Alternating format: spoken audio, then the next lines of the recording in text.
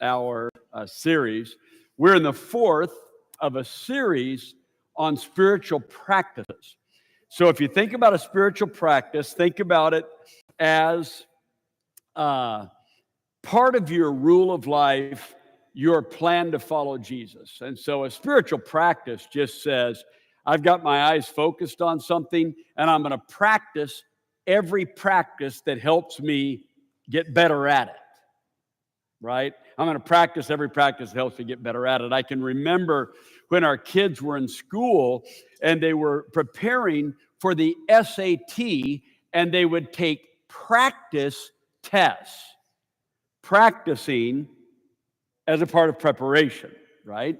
So when you think of a spiritual practice, like the spiritual practice of Sabbath, which this month has been very good for me as I've been journaling on when the prime time for Sabbath is for me. Now just think about what I just said. In the opening part of this series, we said that Sabbath was both a day and a principle.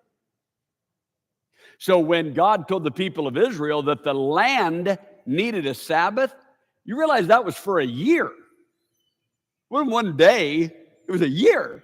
So Sabbath isn't just a day, it's a concept. In the book of Hebrews, it talks about a Sabbath rest.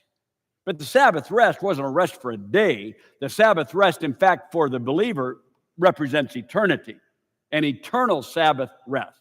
So when I started thinking about Sabbath, I had to think, so if I took a day off and did nothing, what would that do to Don McLaughlin?